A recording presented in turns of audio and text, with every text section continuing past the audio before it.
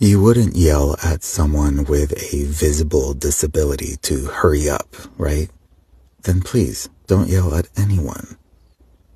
You can't see someone's anxiety, their misophonia, depression, personality disorders, their hearing loss, learning or comprehension challenges, diabetes, incontinence, chronic pain, restricted vision, or any number of other mental health conditions from schizophrenia to OCD or body dysmorphia. If you are someone who would yell at a person with a disability, then you might have a disability of your own.